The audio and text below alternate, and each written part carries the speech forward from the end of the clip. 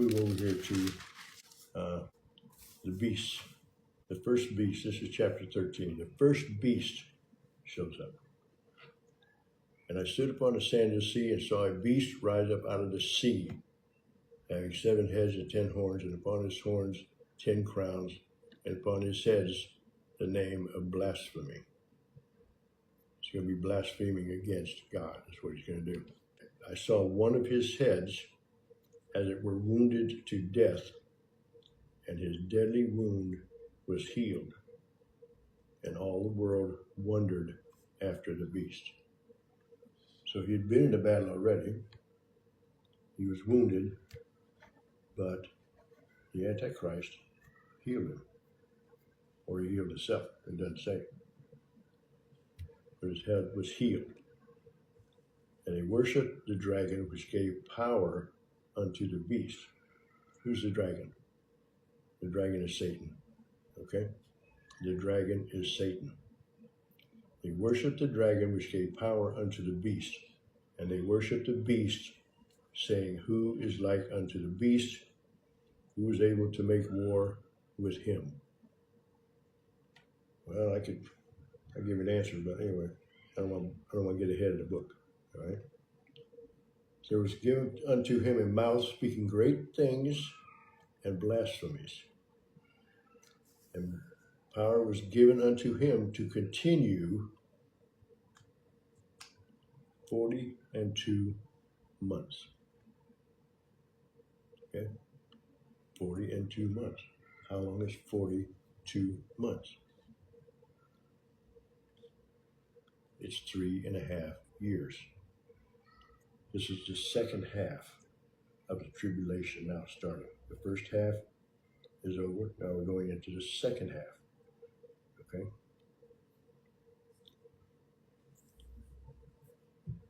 He opened his mouth in blasphemy against God, to blaspheme his name and his tabernacle, and them that dwell in heaven. It was given unto him to make war with the saints, and to overcome them, and power was given him over all kindreds and tongues and nations. And all that dwell upon the earth shall worship him, whose names are not written in the book of life of the Lamb, slain from the foundation of the world. So, everyone who believes in Jesus as their Savior is saved. Your name should be in the book of life.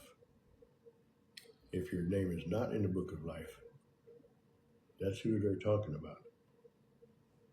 All that dwell upon the earth shall worship the beast, if their name is not written in the book of the Lamb of life. For if any man have an ear, let him hear. It's a warning from God. That's what it is. He that leadeth into captivity shall go into captivity.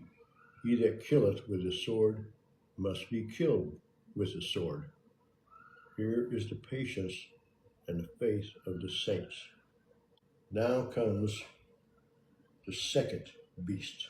We're still in chapter 13, verse 11. And I beheld another beast coming up out of the earth, and he had 2 horns like a lamb, and he spake as a dragon.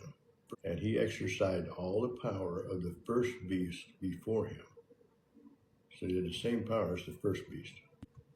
And causes the earth and them that which dwell therein to worship the first beast, whose deadly wound was healed. Now the second beast is going to enforce the rule that you have to worship the first beast. He does great wonders so that he make fire come down from heaven on earth in the sight of men, and deceiveth them that dwell on the earth by the means of those miracles which he had power to do in the sight of the beast, saying to them that dwell on the earth that they should make an image to the beast, which had the wound by a sword and lived. So now you've got the first beast, you got the second beast comes in, and he says, I'm going to enforce everything the first beast says, because he's so great. He had a wound and he was healed and everything like that. So what are we going to do? We're going to make an image of him. A graven image of the first beast. God said, what? You're not supposed to have graven images of anything. So they're going to make a graven image of the beast. So he did. He made the graven image of the beast. Now you have to remember back 2,000 years ago, their language was not the same language you use now. Okay? They're making an image or a statue, if you will. Okay? Which is what they did with most things. They made a statue to Ra and the sun gods and all that kind of stuff. And everybody had a little statue of their god on their mantle place. So we're going to make an image. We're going to make a statue resembling the first beast. And he had power to give life unto the image of the beast. Power to give life unto the image of the beast. Remember what they said back in Daniel. Okay? People go to and fro, and knowledge will be increased. All right? So what we're talking about here, in my opinion, okay, truly, because they didn't know what a robot was back then. Okay? They knew what a statue was, obviously, because they had plenty of those around. But what it's saying here, because knowledge has been increased, you're looking at a robot. Okay? They made a robot that looks like the first beast. And now they've got power to bring it to life, which is basically electricity. So you power this thing up and let it speak. And he had the power to give life unto the image of the beast, that the image of the beast should both speak and cause that as many as would not worship the image of the beast should be killed. So now they bring this beast or robot to life with AI, okay? And okay, now the beast comes out speaking his own words and saying, you either worship the beast or you die. It's the only option he gives you, okay? There's not another choice there. As many as would not worship the image of the beast should be killed. You got to worship him or you're going to die.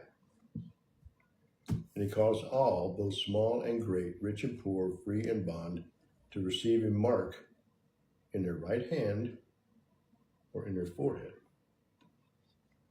And that no man might buy or sell, save he had that mark, or the name of the beast, or the number of his name.